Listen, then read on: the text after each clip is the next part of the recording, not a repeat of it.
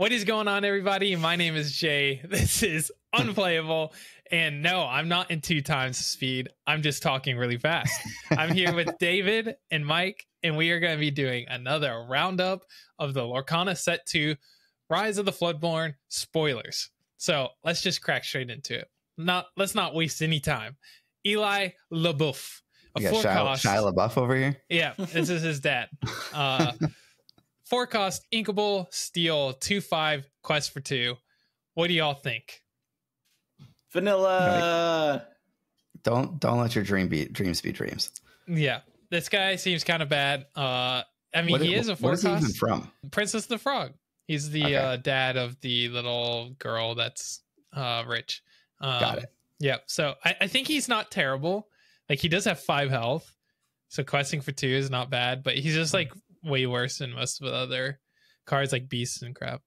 He's got the Smee stat line, but yeah, I was thinking Smee as a comparison. Yeah, fine. Seems fine. I don't know. All right, next up, Ring the Bell. 3-cost Inkable banish chosen damaged character. So this is giving green some removal that it didn't have before. Is this good? I don't know. Green has green now. Like, it very clear is part of their identity that doing things to damaged characters is a thing. Yep. This is one of the best your favorite card from set 1. I know everybody plays it. Like, at least this kills the thing, but and it only costs 3. But and it's inkable, so it does have a lot going for it. But it requires setup, and I don't know. Okay, so I just don't know. This pushes. They've been pushing this archetype since the first set that no one plays really, but it's the Steel Emerald archetype, and it's like you drop Tinkerbell, and then you can destroy anything that they have, and it's not like you're actually spending resources by swinging in to have to damage them and then do it. It's like you're getting that for free, and then you just play this. That's the like if you're playing Steel Green, I think this can go in there pretty easily. And the new legendary and the new legendary beast too that readies when you damage something. So they're definitely doing a lot with this theme. I imagine we're going to see a lot more of this. Yeah. I like it for now. I think it being inkable is the best part. I think the place where you play this is like if you're questing and they have to challenge into you to get rid of stuff on your board, you're dealing 1-2 damage back. Then this comes into play. Like, you don't want to have to be swinging in and then playing this to defeat it. Yeah, you don't want to be the person that is wasting the value. Yeah, right. Makes sense. Next up, 4-cost uninkable Miss Judson, a 1/5 quest for 2. And whenever you play a Floodborn character, you may put the top card of your deck into your inkwell face down and exerted. So basically, 1 jump ahead is her ability, but you have to play a Floodborn to trigger it. Quest for 2, that's nice. And if you get the ramp, if you get the ramp going, then this is kind of gas, right? Yeah. I think the tough part is just what are the Floodborn characters? Yeah. Like when you start to look at them, you realize how many of them are uninkable in the first place. And then, I mean, theoretically, we'll see more eventually, but trying to build a Floodborn theme deck right now is tough. It's tough that she's at 4. Like 4, you're already 4 cost. ramped by then, right? Yeah. Hopefully. Like, I don't know. I do like that it's repeatable and it's on 1 card. Maybe you're playing a deck there where you're not trying to ramp to like 6 or 7. You're trying to ramp to like 13, 14, 15, right?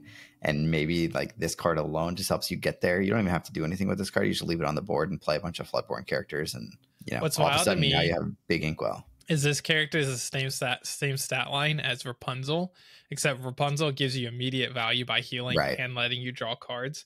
And theoretically, like if you get 3 1 jump aheads off of this, it's the same kind of card advantage value that you get from healing 3 and drawing 3, except you're not also healing. So I think she's just like worse than Rapunzel. She's way worse than her. She's also not inkable, and Rapunzel's inkable. Exactly. So she's significantly worse than Rapunzel. It's also a rare, not a legendary. I think they do that on purpose to some extent. Yeah.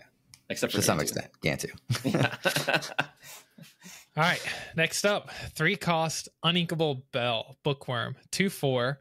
Quest for 1. Use your imagination. While an opponent has no cards in their hand, this character gets +2 lore or quest power, whatever you want to call it. I think it's fine. Uninkable at 3 is like all the unequals are always going to be fighting for the unequal slots. Mm-hmm. This is like a late game card, I would say. You would want to see this when they've used all their cards. And it just feels like there's so much card draw in this game that there's going to be no point that you're going to be out of cards anymore like it used to be. Yeah. Yeah. Unless you force your opponent to be out of cards with discarding. Which is the idea, right? Yeah. Do you is this are you shifting the big legendary bell onto the big? It's 5 cost, but I don't think I'm shifting that bell onto anything because I think it's bad. I think that card's bad. But I don't know. I really don't like this. I would rather pay an extra card out of my hand in just in time Cusco on the same turn. Yeah. For the same with the same amount of lore, but you have a ward on your character and a much better ability. Yeah, I don't think she's super good. I don't know. With the discard that they're pushing, it could. There's some cards that could maybe unlock, but the fight for the uninkable slots in your deck is going to continue to be really tough. I also think if your opponent has no cards in their hand, generally, like you're probably going to win anyway. You probably don't need the extra 2 lore that this is going to give you. Yeah. I don't think she's that good personally, and she's not even a good shift target for the bigger bell. Yeah, unfortunately. Next up, 4 cost Inkable Pack Tactics. Green action. Gain 1 lore for each damaged character opponents have in play. So all your opponents. So this is a banger in multiplayer. That's disgusting in multiplayer. I didn't realize that. So many games. Gosh. You literally just like play Tinkerbell, deal 1 to everybody, and gain 10 lore if you play this. Wow. Game over. Wow. That's it is outside of that, like 1v1, it is interesting that they're printing more and more cards that you can just gain lore out of hand. Yeah. This will catch people off guard. Definitely. I think that this card's pretty spicy. I think that there's a deck for this card. I was playing a little bit of Lorcana with Laou the other night, and I was trying the deck. It was green purple, and it was just every character has 2 or 3 lore, and keep the curve as low as humanly possible. And got to the point where I have like 12 lore worth of characters on the board, but I don't want to quest with them because he's got like 4 or 5 characters on his side of the board that he could just challenge right back with. So this card actually potentially enables that deck to work because you quested all your stuff. They trade in and kill all your stuff, and theirs are left alive with damage on them. Mm-hmm. And then you can just play this and gain like 5 or 6 lore. Unless it's Cusco or Cheshire Cat, but yes. Yeah. Which is interesting because Cusco and Cheshire Cat go against. Yeah, they banish the thing. I know, that's funny. It's like different sub-themes within the same color. Yeah. But I think I totally agree with you there. Like, this card is the kind of card that, like you said, at the end of the game, you quest with all your stuff and then you play this and win the game. Yeah. Which feels bad. You're going to put your opponent into situations where they like feel like they can't do anything because if they don't attack into your characters, you can quest with them and win that way. But if they do, you can play pack tactics and gain a bunch of lore and win that way. So I think it's a good finisher for like an aggro deck, if you want to call it that. All right. Next up is a item, 2 cost Inkable Gumbo Pot in blue or sapphire. The best I've ever tasted. Exhaust it, remove 1 damage each from up to 2 chosen characters. It's an inkable item for the item synergy deck. Yeah. I probably would put this in that sort of that amber sapphire item healing kind of nonsense deck. Yeah, because you can exert this and then draw 2 cards off of the amber Rapunzel or the 6. What does that guy say? Does that guy say when you remove damage, or does he say when you heal? He says when you remove damage. Remove damage counters from, and I think it's from a character, so you could remove, like, you use this and then gain 4 lore. Nice, that's cool. Which is pretty good. This will be good for countering pack tactics if you're playing against the tree. If that becomes meta. Very true. Do you like this? I mean, it's obviously different color, but more than Dinglehopper, it's like... I like that it is... One. Yeah, Dinglehopper's one, but it only targets one thing. Yeah. I think probably Dinglehopper is more useful more often, or at least like it's better that it only costs 1 rather than 2, but... I think the fact that this is in blue and Grandpappy is also in blue. Means that you could literally just play one of these. Like you could play just Grandpappy and this card in your blue deck and drop them both on, like, you know, when you have 9 ink and immediately quest for 4 out of nowhere. So or that's 5, right? Because he quests for 3. Oh, well, I guess. Yeah, you wouldn't be able to see the turn that he came down. Yeah, but I think it's you can fine. really surprise people with it. I think it'll go in those item decks and some potentially heal decks, but yeah, it's not like insane. All right, Gruesome and Grim, 3 costs, uninkable action song in purple. Play a character with cost 4 or less for free. They gain rush. At the end of the turn, banish them. So this is kind of like that card that is in all the LCGs that FFG has ever made, where it's like you play your big thing for free. Yeah, Sneak Attack or whatever it's called in Champions. Except this limits you to 3 costs or lower, right? Or 4 costs or lower. So you can't do like a giant Maleficent or something. But they gain rush. That's pretty cool. This will be good for any decks that have a bunch of on play effects that you want to trigger, and then also get value out of the card. Like who are you targeting in purple with this? It's a good question, isn't it? I don't know. It doesn't, obviously it could be your other color that you're pursuing, trying to make happen. But yeah, is there anything that's like when it challenges and defeats that would make this good for having rush, or anything that has on plays that you do this probably with either goat or with rabbit. If it is with rabbit, you draw 2 cards basically, and you get to kill something. True. So it's like deal. Is it a 2/3 or is it a 3/4? Maybe it's a 2/3. But like deal X damage, draw 2 cards basically. Yeah. Which is fine. I think it's interesting. Yeah, uninkable. Uninkable sucks, but it is a song, and anything that says for free is always scary. Yeah, I'm actually shocked that they limit it to cost 4 or less. I would have expected it just to be anything. Yeah, you're right. I would totally for this game. All right, that's enough for that. That's one we'll have to evaluate later and see how it turns out, because I think it could be kind of good. Yeah. Next up, we got 5 cost Inkable Card Soldiers, 5/5 quests for 2. We've seen this stat line before. Makes Jumba Jukiba cry in the corner because it's just better. Just like one we'll see in a few minutes. That's all we got to say about that. Now the next one's spicy. Cool art. It is cool art. I like. You don't even like Alice in Wonderland. I don't. That's what you said in our last podcast. That's right. All right, Donald Duck, Perfect Gentleman, and the perfect card. A 4 cost inkable green 2/5 quest for 2, shifts for 3, and at the start of your turn, each player may draw a card. And Floodborn, notably. Yeah, and Floodborn. Yeah. I Floodborn with that's inkable, and that to me that's significant in what the themes that this set seems to be going for. So you don't even have to shift this guy, and he's still good because he's such a low cost. It reminds me of like Maz's Vault in Destiny, where everyone gets extra resource at a turn. Oh yeah, extra resource. That's what it was. Extra resource every turn. It's the same kind of concept, except in this game, because you take turns back and forth instead of taking actions back and forth, you get the value off of it before your opponent does, and you get the chance of discarding it before they get to use it, which is what green is doing anyway. I think this dude's awesome. Well, your opponent doesn't have to draw the card. Each player may, they could just not draw it.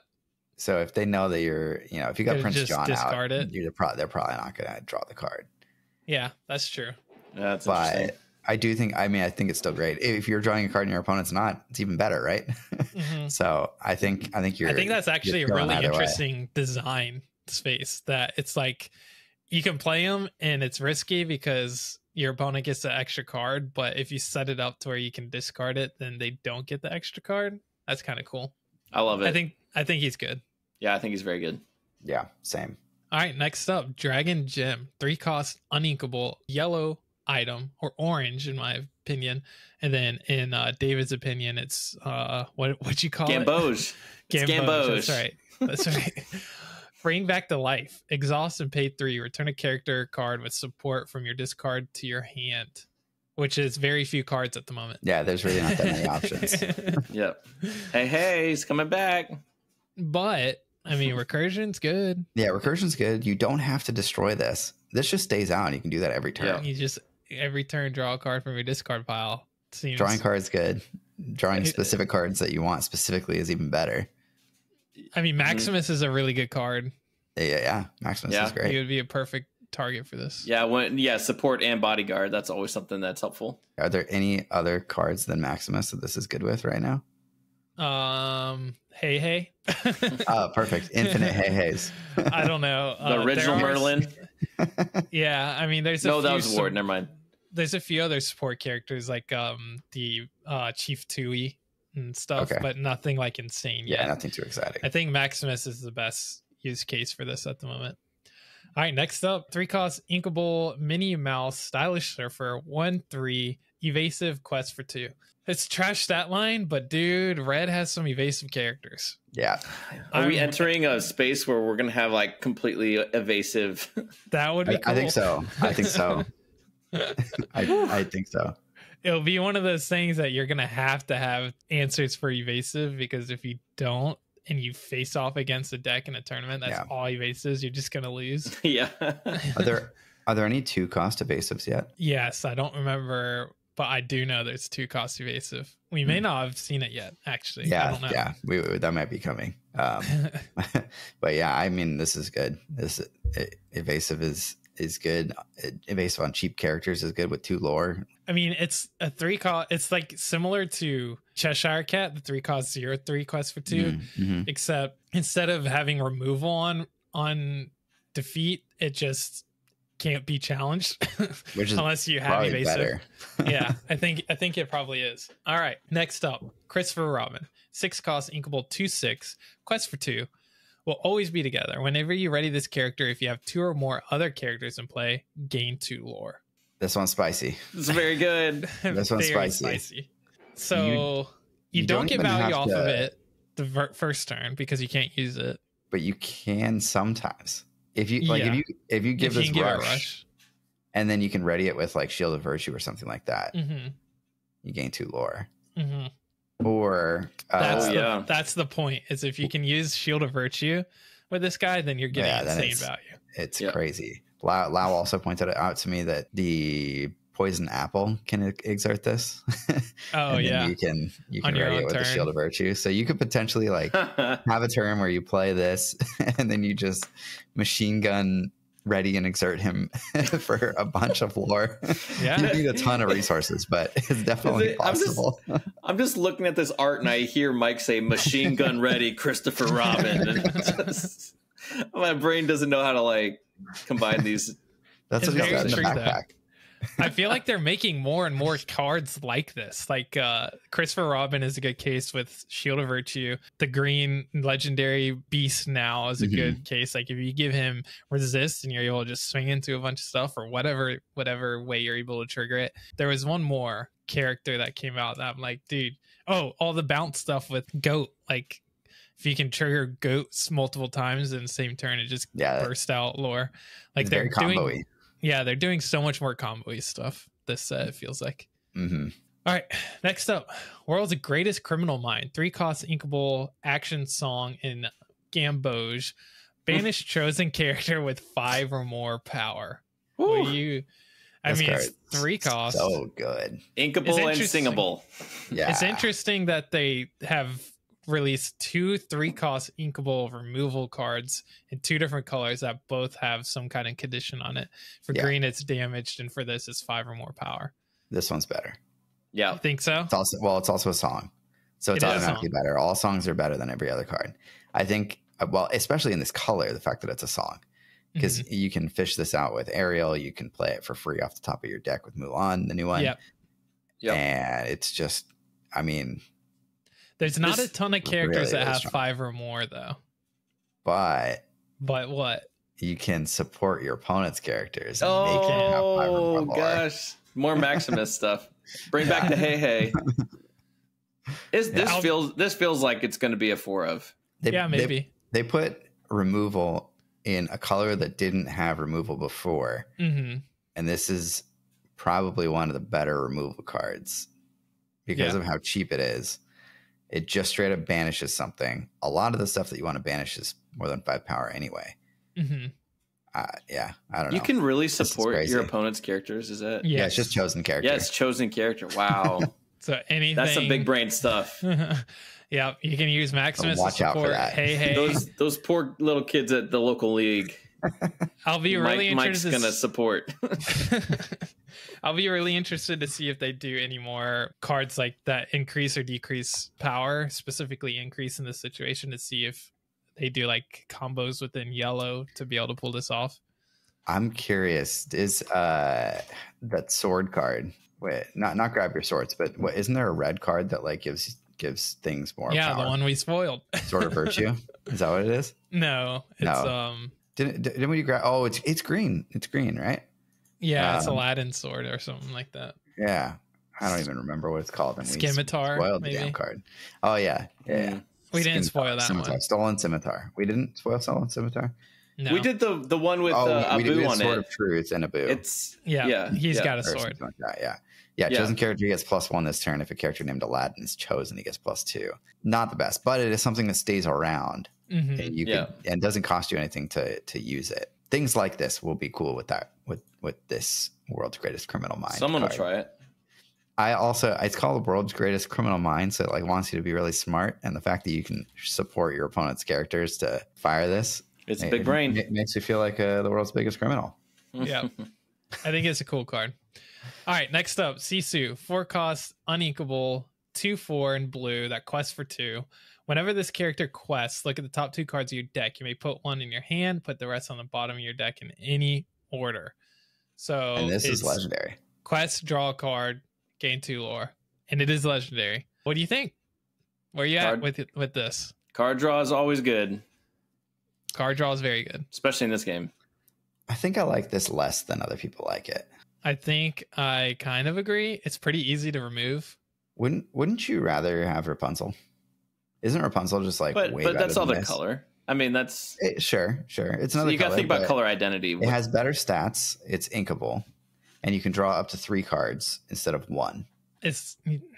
I mean, obviously Rapunzel's way better, but blue doesn't have a lot of card draw in it. True. So this might help. The card selection is nice too. Yeah. But you have to wait a turn to be able to get any kind of value out of this too. So I guess blue has more card draw now with Gaston, which does this on play.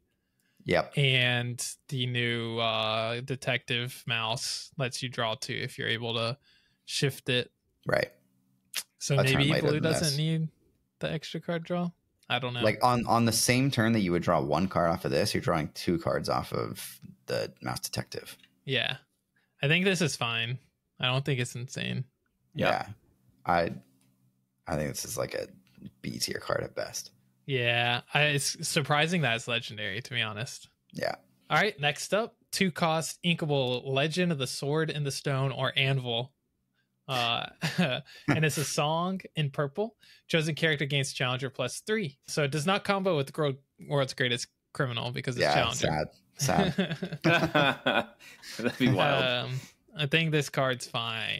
It's kind of trash. Trash, yeah.